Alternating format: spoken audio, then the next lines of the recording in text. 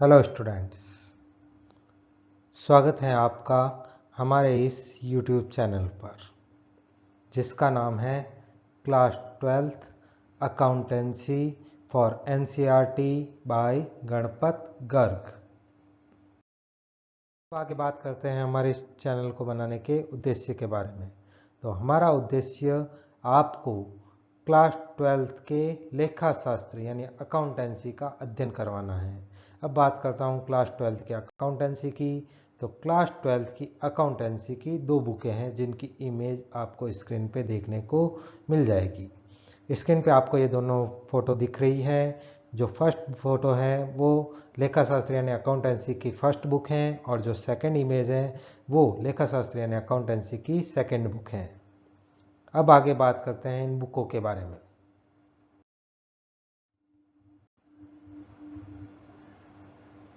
तो अकाउंटेंसी की जो फर्स्ट बुक है यानी लेखा शास्त्र फॉर क्लास 12th भाग 1 की अगर मैं बात करूं तो उस फर्स्ट बुक की इमेज आपको स्क्रीन पे देखने को मिल जाएगी। इस बुक के जो टाइटल पेज है या जो कवर पेज है उस पर हमें लिखा हुआ देखने को मिलेगा लेखा शास्त्र और इसके नीचे लिखा हुआ है अलाभकारी संस्थाएं एवं साझेदारी खाते, यानी अलाभकारी संस्थाएं और साझेदारी खातों की लेखांकन विधि को हम इस बुक में पढ़ेंगे। अब इस बुक के अगर फर्स्ट पेज को अगर आप खोलोगे या देखोगे तो उसमें क्लियरली आपको देखने को मिलेगा सबसे नीचे लिखा हुआ है NCERT। NCERT फुल फॉर्म यहाँ लिखी हुई है जिसका सीधा सा मतलब ये है कि ये बुक NCERT सिलेबस के अकॉर्डिंग बनाई गई है। NCERT सिलेबस के स्टूडेंट्स के लिए ये बुक यूजफुल है। तो ये रहा आपके फर्स्ट बुक का नॉर्मल इंट्रो। अब बात करते हैं इसके अंदर के चैप्टर्स के बारे में। अब मैं बात करता हूँ फर्स्ट बुक के चैप्टर्स की। तो फर्स्ट बुक का जो चैप्टर नंबर फर्स्ट है उसका नाम है अलाभकारी संस्थाओं के लिए लेखांकन। अलाभकारी संस्थाओं के लिए लेखांकन ये जो चैप्टर है उसमें आपको अलाभकारी संस्थाओं के संबंध में पहले थ्योरी पढ़ाई जाएगी। थ्योरी यानी अलाभकारी संस्थाएं क्या होती हैं, इसकी परिभाषा क्या है, इसकी विशेषताएं, इसके अंतर और कुछ उदाहरण आपको समझाए जाएंगे। उसके बाद आपको अलाभकारी संस्थाओं की लेखा विधि समझाई जाएगी, लेखा प्रक्रिया को समझाया जाएगा। अलाभकारी संस्थाओं की लेखा प्रक्रिया में आपको प्रमुख रूप से 3 लेखा विवरण समझने होंगे, जिसमें से पहला विवरण या पहला खाता जो है उसका नाम है प्राप्ति एवं भुगतान खाता, दूसरे खाते का नाम है आय एवं व्यय खाता और जो तीसरी चीज आपको इसमें समझनी होगी उसे कहा जाता है अलाभकारी संस्थाओं का स्थिति विवरण या चिट्ठा या अलाभकारी संस्थाओं का तुलन पत्र। इंग्लिश में तो इन्हें received and payment account, income and expenditure account और बैलेंस शीट कहा जाता है, लेकिन हिंदी में अलग अलग बुकों में इनके लिए अलग अलग नाम प्रयुक्त किए जाते हैं, जैसे इस बुक में लिखा हुआ है तुलन पत्र। अब बात करते हैं हमारे चैप्टर नंबर 2 के बारे में।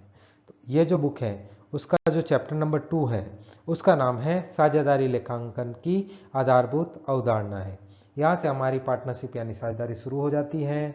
चैप्टर नंबर 2 की अगर हम थ्योरी पढ़ेंगे, शुरुआत में अगर आप इसको पढ़ेंगे तो आपको वहाँ साझेदारी प्रारूप की प्रकृति, साझेदारी की परिभाषा, साझेदारी के लिए कौन सा अधिनियम लगता है, साझेदारी प्रलेख या साझेदारी विलेख क्या होता है, साझेदारी में प्रमुख समायोजन कौन कौन से किए जाते हैं, वो आपको चैप्टर नंबर 2 में थ्योरी में पढ़ने को मिलेगा। उसके बाद चैप्टर नंबर 2 में अगर आप प्रैक्टिकल की बात करें तो यहाँ आपको साझेदारी संस्थाओं में आधारभूत लेखांकन की प्रक्रिया समझाई जाएगी। मेनली आपको साझेदारी संस्थाओं में लाभ हानि नियोजन कैसे किया जाता है, उसके लिए खाता कैसे बनाया जाता है, साझेदारों के पूंजी खाते कैसे मेंटेन किए जाते हैं, या नए साझेदार के आने पर गारंटी का समायोजन कैसे किया जाता है, और अगर साझेदारी में पहले कोई गलती हो गई हो तो उसके लिए पूर्व समायोजन का एडजस्टमेंट कैसे किया जाता है, वो आपको चैप्टर नंबर 2 में देखने को मिलेगा, समझने को मिलेगा। इसके बाद हम बात करते हैं हमारे चैप्टर नंबर 3 की। तो इस बुक का जो चैप्टर नंबर 3 है उसका नाम है साझेदारी फर्म का पुनर्गठन, नए साझेदार का प्रवेश। अब साझेदारी फर्म का पुनर्गठन ये जो चैप्टर है इसका फर्स्ट पार्ट है साझेदारी का प्रवेश। इसमें आपको सबसे पहले साझेदारी का पुनर्गठन क्या होता है, इसका मतलब क्या है, इसकी कौन कौन सी दशाएं हैं वो पढ़ने को मिलेगी। और इसके बाद आपको साझेदार का जब फर्म में प्रवेश होता है उस समय कौन कौन से समायोजन किए जाते हैं वो आपको पढ़ाए जाएंगे। अब साझेदार के प्रवेश के समय कौन कौन से प्रमुख समायोजन होते हैं, उनमें से मेन है नए लाभ हानि अनुपात निकालना, त्याग अनुपात निकालना, ख्याति का समायोजन करना, पुनः मूल्यांकन समायोजन और इसी तरह से अदर इम्पोर्टेंट समायोजन जैसे अवितरित लाभ का समायोजन आदि समझाया जाएगा। अब बात करता हूं हमारे चैप्टर नंबर 4 के बारे में।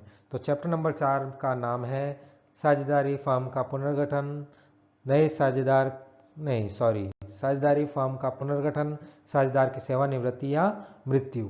ये जो चैप्टर नंबर 4 है वो एक साझेदार के पार्टनरशिप तोड़ने पर, साझेदारी का त्याग करने पर या साझेदारी से निवृत्ति लेने पर या किसी कारण उसकी मौत हो जाए, ऐसी दशा में उनका समायोजन कैसे किया जाएगा, साझेदारी का पुनर्गठन कैसे होगा, वो आपको इस चैप्टर में समझाया जाएगा।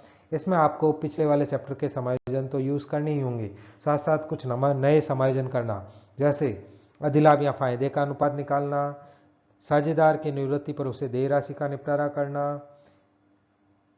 ख्याति का निवृत्ति के समय समायोजन करना, साझेदार की मृत्यु हो जाने की दशा में जीवन बीमा पॉलिसी, चाहे वो व्यक्तिगत ली गई हो चाहे सभी की संयुक्त जीवन बीमा पॉलिसी ली गई हो, उसका समायोजन कैसे किया जाता है वो आपको चैप्टर नंबर 5 में समझने को मिलेगा।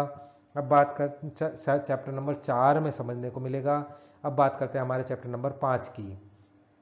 तो अगर चैप्टर नंबर 5 का नाम की बात करें तो इस चैप्टर का नाम है साझेदारी फर्म का विघटन। विघटन का मतलब खत्म करना, एंड करना।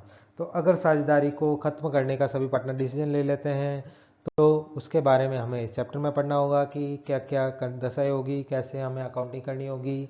इस चैप्टर में शुरुआत में विघटन की थ्योरी दी गई है, किन किन दशाओं में विघटन होता है, विघटन की प्रक्रिया क्या है, विघटन का अर्थ क्या है, इसकी परिभाषा क्या है, धाराएं कौन सी लगती हैं, और उसके बाद इसका जो सेकंड पार्ट है या प्रैक्टिकल पार्ट है उसमें हमें विघटन की लेखा प्रक्रिया समझाई जाएगी और खातों का निपटारा साझेदारी फर्म के विघटन के समय कैसे किया जाता है वो हमें इस चैप्टर में पढ़ाया जाएगा, जिसमें मेनली आपको वसूली खाता कैसे बनाया जाता है वो समझाया जाएगा।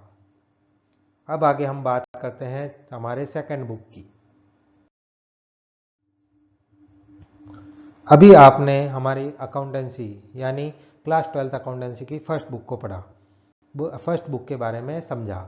अभी इसके बाद पार्टनरशिप खत्म हो जाने के बाद अकाउंटेंसी यानी लेखा शास्त्र की जो पार्ट 2 बुक है वो मेनली आपको जैसे इमेज में देखने को मिल रहा है कंपनी अकाउंट्स और वित्तीय विवरणों का विश्लेषण यानी एनालिसिस ऑफ फाइनेंशियल अकाउंट पर बेस है।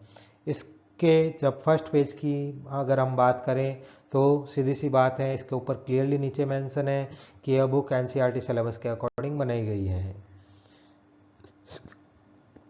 ये जो फर्स्ट बुक कंप्लीट होने के बाद सेकंड बुक जो है उसमें आपके मेनली 6 चैप्टर हैं जिनको मैं क्रमशः चैप्टर नंबर 5 के बाद 6, 7, 8, 9, 10, 11 के नाम से समझाऊंगा।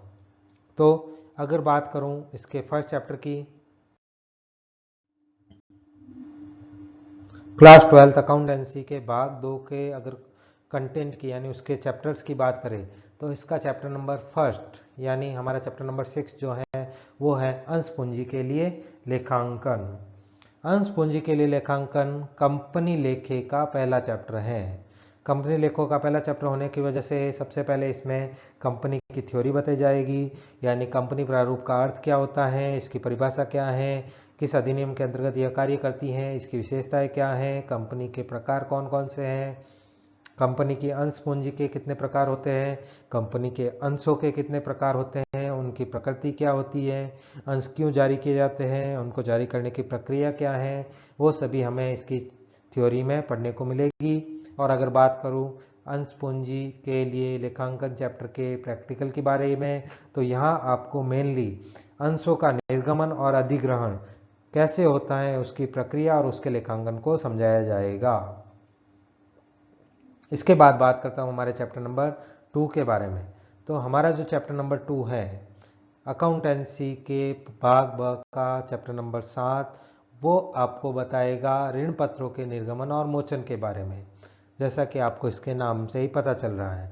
सबसे पहले इस चैप्टर में आपको ऋण पत्र क्या होता है उसकी थ्योरी समझाई जाएगी, यानी इसका अर्थ, इसकी परिभाषा, अंश और ऋण पत्र में क्या अंतर है, ऋण पत्र के कौन कौन से प्रकार है, वो आपको इस चैप्टर में देखने को मिलेंगे। इसके बाद आपको ऋण पत्रों का निर्गमन और मोचन, जिसे पुरानी बुकों में ऋण पत्रों का शोधन कहा जाता था, उसकी प्रक्रिया बताई जाएगी, उसकी लेखा प्रविष्टियाँ समझाई जाएगी, उसके लिए लेखांकन कैसे किया जाता है, यह चीज़ आपको इस चैप्टर में पढ़ाई जाएगी। इसके बाद बात करता हूँ हमारे चैप्टर नंबर 3 के बारे में। तो इस बुक का जो चैप्टर नंबर 3 है उसका नाम है कंपनी के वित्तीय विवरण। इसमें आपको कंपनी के वित्तीय विवरणों की थ्योरी समझाई जाएगी, यानी वित्तीय विवरण होता क्या है, इनका महत्व क्या है, इनको क्यों बनाया जाता है, उद्देश्य क्या है, किनके लिए इन्हें बनाया जाता है, यानी इनके उपयोगकर्ता कौन है, इनको बनाने में हमें कौन कौन सी चीज़ें ध्यान रखनी होती हैं, किन किन सीमाओं में ये बंधे होते हैं, उन्हें इसकी थ्योरी में आपको बताया जाएगा। उसके बाद आपको कंपनी के प्रमुख वित्तीय विवरण, यानी कंपनी के लाभ हानि का विवरण, कंपनी की स्थिति का विवरण बनाना समझाया जाएगा। इसके बाद बात करते हैं इस बुक के चैप्टर नंबर 4 की। तो इस बुक का जो चैप्टर नंबर 4 है उसका नाम है वित्तीय विवरणों का विश्लेषण। ये जो चैप्टर है ये आपको कंपनी के वित्तीय विवरणों को देखकर सूचना कैसे एकत्रित की जाती है वो चीज़ समझाएगा कि कंपनी के वित्तीय विवरणों से किस प्रकार हम सूचना प्राप्त कर सकते हैं।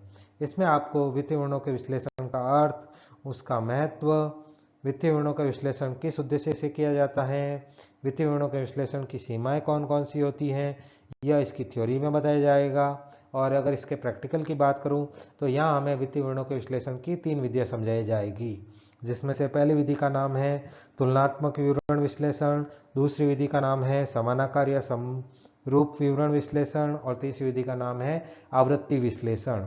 इन्हें इंग्लिश में comparative analysis, common size analysis और ट्रेडिंग एनालिसिस कहा जाता है। ये तीनों विधियां आपको इस चैप्टर नंबर 4 में पढ़ाई जाएगी। इसके बाद चैप्टर नंबर 5 की बात करें तो चैप्टर नंबर 5 का, यानी हमारे ओवरऑल चैप्टर नंबर 10 जो है उसका नाम है अनुपात विश्लेषण। इसमें पहले आपको अनुपात विश्लेषण क्या होता है, इसका अर्थ, उद्देश्य, विशेषताएं, फायदे और सीमाएं पढ़ाई जाएगी। और इसके बाद प्रैक्टिकल में आपको सभी लेखा अनुपात किस प्रकार निकाले जाते हैं, अनुपात विश्लेषण किस प्रकार किया जाता है, यह टॉपिक आपको समझाया जाएगा। अब चैप्टर नंबर 5 के बाद मैं बात करता हूं हमारे चैप्टर नंबर 6 की। तो इस बुक का जो चैप्टर नंबर 6 है, यानी हमारे अकाउंटेंसी का लास्ट चैप्टर, चैप्टर नंबर 11 जो है उसका नाम है रोकड़ प्रवाह विवरण। इस चैप्टर में आपको रोकड़ प्रवाह विवरण क्या होता है, इसकी परिभाषा क्या है, क्या इसके उद्देश्य हैं, फायदे क्या हैं, वह पढ़ाया जाएगा। और उसके बाद आपको रोकड़ प्रवाह विवरण बनाने की प्रक्रिया समझाई जाएगी। तो यहाँ मैं आपको शॉर्ट में बता देता हूँ, रोकड़ प्रवाह विवरण बनाने के 3 स्टेप होते हैं। उन 3 स्टेप्स को यहाँ आपको इस चैप्टर में पढ़ाया जाएगा, जिसमें से पहला होता है परिचालनात्मक क्रियाओं से रोकड़ का प्रवाह, दूसरा स्टेप होता है निवेशात्मक क्रियाओं से रोकड़ का प्रवाह और तीसरा होता है वित्तीय क्रियाओं से रोकड़ का प्रवाह। इन तीनों के रोकड़ का प्रवाह निकालने के बाद रोकड़ प्रवाह विवरण में हमें इन्हें पुट करके कंप्लीट रोकड़ प्रवाह विवरण बनाना होता है। वो सारी टॉपिक्स, वो सारी चीज़ें आपको इस चैप्टर में पढ़ाई जाएगी। इस तरह से आपको अकाउंटेंसी की बुक में क्या पढ़ना है, कंप्लीटली आपके सिलेबस में कौन कौन से चैप्टर में कौन कौन से टॉपिक पढ़ने हैं, कौन कौन से टॉपिक आएंगे, कौन कौन से टॉपिक पढ़ाए जाएंगे, वो सारी चीज़ें यहाँ कंप्लीट हो जाती हैं। अभी बात करते हैं हमारे इस चैनल के बारे में। अगर मैं इस चैनल की बात करूं तो इस चैनल की बात करने से पहले मैं आपको बता देता हूं क्लास 12th अकाउंटेंसी के बारे में। क्लास 12th की जो अकाउंटेंसी है, क्लास 12th की अकाउंटेंसी में आपको मेनली 2 बुकें दी गई हैं। पहली बुक है पार्ट फर्स्ट और दूसरी बुक है पार्ट सेकंड। उसके अलावा एक पार्ट 3 बुक भी है जो आईटी फील्ड वालों के लिए है, यानी जिन्होंने कंप्यूटर साइंस को अपने अकाउंटेंसी में एक सब्जेक्ट के रूप में चुना है, उनके लिए एक पर्सनल बुक बनाई गई है जो कंप्यूटर अकाउंटिंग पे बेस है। उसे हम एक अलग टॉपिक में बात करेंगे। फिलहाल हम बात करते हैं पार्ट फर्स्ट और पार्ट सेकंड बुक के बारे में, जो सभी एनसीईआरटी स्टूडेंट्स को नेसेसरी पढ़नी होती हैं। तो पार्ट फर्स्ट की अगर बात करूं तो पार्ट फर्स्ट की बुक में आपको 5 चैप्टर देखने को मिलेंगे, जिसमें जो पहला चैप्टर आपको अलाभकारी संस्थाओं के लिए लेखांकन की प्रक्रिया को समझाने के लिए लिखा गया है। आपको अकाउंटिंग कैसे की जाती हैं एक अलाभकारी संस्था में, यह पढ़ाने के लिए लिखा गया है। और बाकी के जो 4 चैप्टर हैं वो आपको साझेदारी लेखांकन पढ़ाने के लिए बनाए गए हैं। यानी आपके ये जो 5 चैप्टर हैं उसमें से पहला चैप्टर अलाभकारी संस्थाओं का लेखांकन और बाकी 4 चैप्टर साझेदारी लेखांकन को समझाते हैं, लेखांकन को पढ़ाते हैं। इसके बाद बात करता हूँ हमारी सेकेंड बुक के बारे में। अकाउंटेंसी क्लास 12 की जो सेकेंड बुक है उसमें आपका जो पहला चैप्टर है उसका नाम है कंपनी के लिए लेखांकन। कंपनी के लिए लेखांकन, इसमें आपके 2 टॉपिक हैं जिन्हें चैप्टर नंबर 1 और चैप्टर नंबर 2 में बताया गया है, यानी अंशों का निर्गमन और ऋण पत्रों का निर्गमन। ये कंपनी के लिए लेखांकन के ही भाग हैं जिन्हें आपको पार्ट 2 बुक में पढ़ना होगा। इसके बाद अगला टॉपिक है कंपनी के वित्तीय विवरण, जो आपको पार्ट 2 के चैप्टर नंबर 3 में पढ़ाया जाएगा। और इसके बाद पार्ट 2 का चैप्टर नंबर 5, 4 एंड 6 ये जो है कंपनी के वित्तीय विवरणों का विश्लेषण टॉपिक को बताएंगे, यानी कंपनी के वित्तीय विवरणों का विश्लेषण किस प्रकार किया जाता है ये समझाएंगे। वैसे चैप्टर नंबर 4 का नाम वित्तीय विवरणों का विश्लेषण है, लेकिन चैप्टर नंबर 5 और 6 ये भी वित्तीय विवरणों के विश्लेषण के ही भाग हैं, लेकिन ये टॉपिक बड़े हैं इसलिए उन्हें अलग चैप्टर में बताया गया है। तो इस तरह से बात करते हैं क्लास 12th अकाउंटेंसी की। तो क्लास 12th अकाउंटेंसी में मेनली आपको 5 टॉपिक पढ़ने हैं, जिसमें से 2 चैप्टर तो आपकी फर्स्ट बुक में है और बाकी 3 टॉपिक आपकी सेकंड बुक में बताए गए हैं। अब बात करता हूं इसके आगे। इस चैनल में हम क्या करेंगे, इस चैनल में आपको क्या क्या देखने को मिलेगा, कौन कौन सी वीडियो, कौन कौन सी इंफॉर्मेशन आपको मिलेगी। तो first of all we provide complete solution of accountancy for both parts. हम इस चैनल में आपको अकाउंटेंसी का कंप्लीट सॉल्यूशन प्रोवाइड कराएंगे। दूसरा पॉइंट, ये जो कोर्स है वो कंप्लीटली क्लास 12th के स्टूडेंट्स के लिए बनाया जाएगा। पॉइंट नंबर 3 हिंदी मीडियम के स्टूडेंट्स के लिए है कि अगर आपको इंग्लिश में लिखा हुआ देख के डर लग रहा है कि इंग्लिश के लिए ये वीडियो बनाया गया है, हिंदी के लिए नहीं बनाया गया है, आपके मन में ये चिंता है, तो बता दें हर एक वीडियो दोनों मीडियम के लिए बनाया जाएगा। हिंदी मीडियम और इंग्लिश मीडियम दोनों आसानी से समझ सके इसी तरह से वीडियोस अपलोड किए जाएंगे, जिन्हें पढ़ के, जिन्हें समझ के, जिन्हें देख के आप आसानी से अकाउंटेंसी पढ़ सकते हैं, अच्छे नंबर अकाउंटेंसी में ला सकते हैं, लेखांकन में अच्छे नंबर हासिल कर सकते हैं। अब बात करते हैं आगे मैं बात करता हूं हमारे इस वीडियो के एंडिंग की। तो at the ending of this video, thank you very much for watching this video. पहले तो आपका धन्यवाद जो आपने इतना लंबा वीडियो देखा। उसके बाद आगे आशा है आपको इस वीडियो से कुछ ना कुछ तो अच्छा समझने को मिला ही होगा। फिर वीडियो में इम्पोर्टेंट टॉपिक तो यहीं ख़त्म हो जाते हैं, तो इम्पोर्टेंट टॉपिक ख़त्म होने के बाद आपको बाय बाय ही कहना है। लेकिन उससे पहले आपको एक बात और बताना चाहूँगा। बाय बाय कहने से पहले अब जो मैं बात आपको कहना चाहता हूँ वो ये है कि अगर आपको हमारा ये वीडियो पसंद आया है और आप हमसे जुड़े रहना चाहते हैं तो आप हमारे चैनल पे आकर हमारे चैनल के डिस्क्रिप्शंस में जो टेलीग्राम आईडी पढ़नी है उसमें जाके हमारे टेलीग्राम चैनल को भी फॉलो कर सकते हैं। वहाँ आपको इस टॉपिक से जुड़े हुए, क्लास 12 से जुड़े हुए इम्पोर्टेंट्स नोट्स प्रोवाइड कराए जाएंगे। उन्हें देख के आप आसानी से अकाउंटिंग भी पढ़ सकते हैं। या अगर आपको हमारे जो भी ये सॉल्यूशंस हैं उनके नोट्स चाहिए, जो भी इंफॉर्मेशन हम प्रोवाइड कराते हैं वो आपको नोट्स के रूप में चाहिए, तो आपको वो टेलीग्राम आईडी पे आसानी से मिल जाएगी। तो आप हमारी टेलीग्राम आईडी पे जाके उन चैनल को फॉलो करके आसानी से हमारे जो नोट्स हैं वो ले सकते हैं। और अगर आपको वीडियो अच्छा लगा है, आपको लगता है कि ये चैनल आपके लिए यूज़फुल है, तो आप हमें ज्वाइन भी कर सकते हैं।